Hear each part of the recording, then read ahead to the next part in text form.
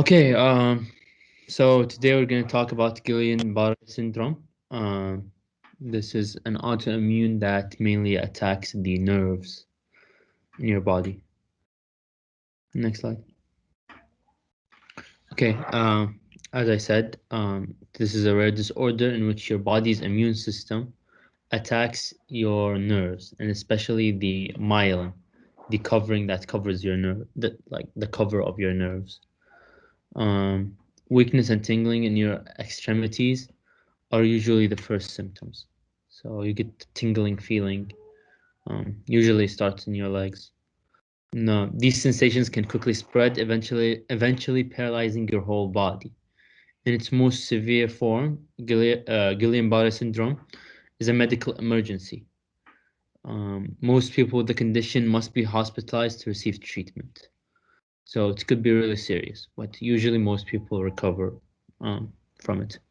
The exact cause is unknown, just like other autoimmune diseases. We don't know the exact cause of it, but there can be triggers that may lead to it getting triggered, basically. Two-thirds of patients report symptoms of infection in the 6 weeks preceding. These include respiratory or gastrointestinal infections or Zika virus. So it can be triggered by a virus. And it can be triggered by infections, and we're going to talk all um, about the viruses that may trigger it, including the late um, COVID-19, which could be a trigger of Guillain-Barre syndrome. Although most people recover from Guillain-Barre syndrome, the mortality rate is 4% to 7%. Between 60 to 80% of people are able to walk at 6 months. Patients may experience lingering effects from it, such as weakness, numbness, or fatigue. Next slide. It often begins with tingling and weakness starting in your feet and legs and spreading to your upper body and arms. And if you think about it, the nervous system that's coming to your legs connects all the way back to your brain. So for the effect that an interruption in the nervous system happens until like the signs and symptoms go to your feet, it could be like there's a big possibility because it connects right back to the brain. And about 10% of people with these disorders, symptoms begin in the arms or face. There's two types mainly. As Guillain-Barre syndrome progresses, muscle weakness can evolve into paralysis. Next slide. The symptoms of Guillain-Barre syndrome include prickling, pins, and needle sensation in your feet, toes, ankles, or wrist, because your nerves are getting damaged. Your nerves are what you feel, like they feel for you. Um, Weakness in your legs that spread to your upper body. Um, and we said about this, how like it connects and so on and so forth. Unsteady walking or inability to walk, climb, or climb stairs because it mainly affects the legs at first. Difficulty with facial movements, including speaking, chewing, or swallowing. This is for the other type of disease. There's two types: the ones that start in the legs and the ones that usually start in the face and the eyes. Um, double vision or inability to move eyes, severe pain that may feel achy, shooting, or cramp-like, and maybe worse at night, difficulty with bladder control or bowel function, rapid heart rate, low or high blood pressure, difficulty breathing. Usually, the most significant weaknesses happen within 2 weeks when symptoms begin. It begins at the beginning, and they have the most significant. Slide.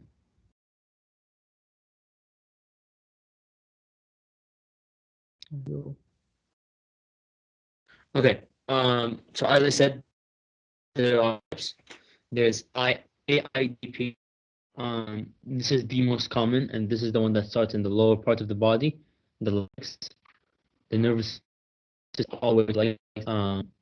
in your feet, in your legs, connect all the way back to your brain. So the possibility of an interruption between your feet and your brain is very high. That's why it usually starts in the leg. And there's Miller-Fisher syndrome, and this paralysis usually begins in the eyes, and it's also associated with an unsteady gait. So there's two main types. Just remember that. Um, Next slide. When should a person with Guillain-Barre syndrome see the doctor? Well, basically, if you experience any of the symptoms, because it could lead to paralysis, and nobody wants paralysis. That doesn't seem, if it's spreading and is getting worse, you need to go seek medical, emergency medical help. And if you feel any tingling in your feet, tingling or weakness is spreading rapidly, difficulty catching your breath or shortness of breath, and if you are choking on your own saliva. Guillain-Barre syndrome is a serious condition that requires immediate hospitalization because it can worsen rapidly. The sooner appropriate treatment is started, the better the chance of a good outcome. So if you see any of the symptoms, seek medical help. Next slide. Um, autoimmune diseases, the cause is unknown as normal. They appear days or weeks after a respiratory or digestive tract infection. So it is triggered by an infection, usually in the respiratory or digestive tract. Um, Recent surgery or vaccination can also trigger Guillain-Barre syndrome, and there has been cases reported following infections of the Zika virus, and it also may occur with the COVID-19 infection. So that's one of the bad things of the COVID pandemic that people are always talking about. Um, in Guillain-Barre syndrome, your immune system, which usually attacks invading organisms, begins attacking the nerves. In AIDP, in which is the first type that we talked about, which usually begins with the legs, the most common form, the nerves attack the myelin, which is the protective coating over the nerves, and that interrupts the signal between the signal like that is moving to like, throughout the nerves, which that's what causes that's where the damage is present. The damage prevents nerves from transmitting signals to your brain, causing weakness, numbness, or paralysis. So yeah, it's just the coating, the myelin layer that's protecting the nerves gets damaged, and it is usually triggered by um, an infection such as Zika virus or such as COVID-19. Next slide. The risk factors that need to be um, looked at. Well, basically, it happens to all ages, and your risk increases as you age. It's also more common in males than females.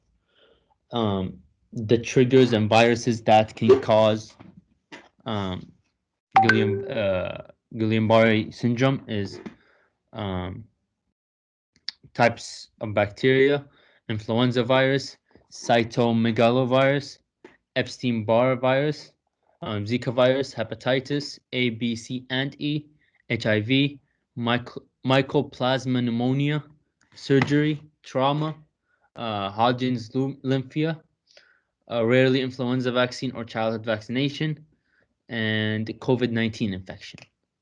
These are all of the risk factors that can trigger Guillain-Barre syndrome. Next slide. Guillain-Barre syndrome affects your nerves. Because nerves control movements and body functions, people with Guillain-Barre may experience breathing difficulties.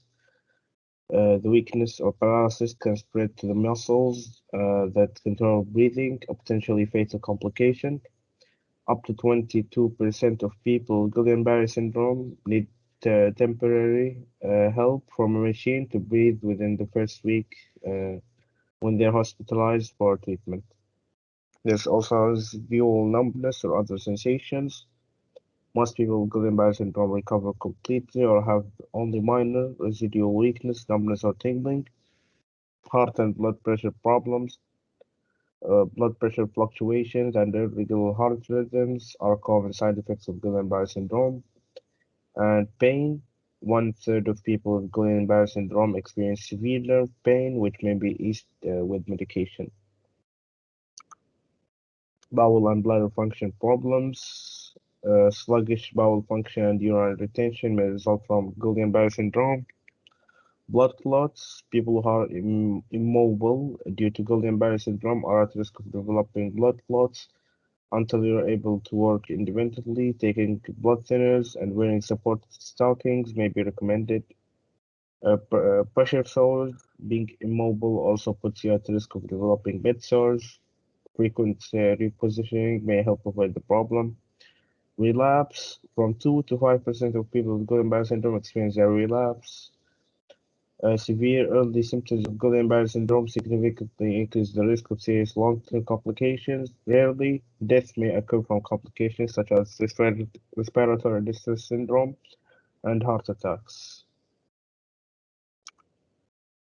Your doctor is likely to start with a medical history and through a physical examination to do the diagnosis. Your doctor may then recommend spinal tap, which we talked about yesterday. A small amount of fluid is withdrawn from the spinal canal in your lower back. The fluid is tested for a type of change that commonly occurs in people who have Guillain-Barre syndrome. Electromyography, electromyography.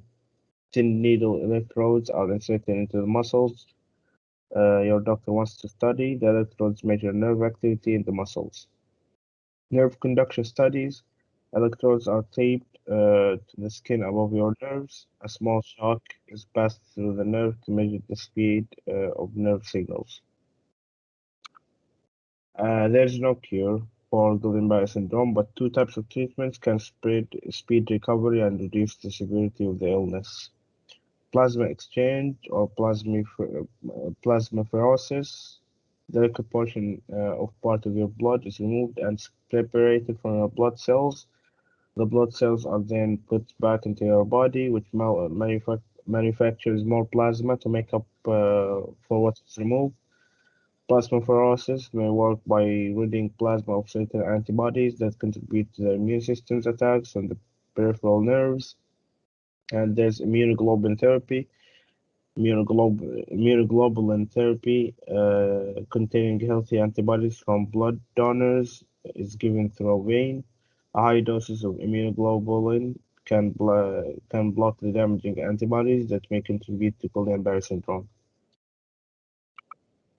People with Guillain-Barre syndrome need physical help and therapy before and during the recovery. Your care may include movement of your arms and legs by caregivers before recovery to help keep your muscle flexible and strong. And there's physical therapy during recovery to help you cope with fatigue and regain strength and proper movement. There's also training with adaptive devices such as a wheelchair or braces to give you mobility and self-care skills. Although some people can take months and even years to recover, most people with Guillain-Barre syndrome experience the general timeline. After the first signs and symptoms, the condition tends to progressively worsen for about 2 weeks. Symptoms reach a plateau within 4 weeks.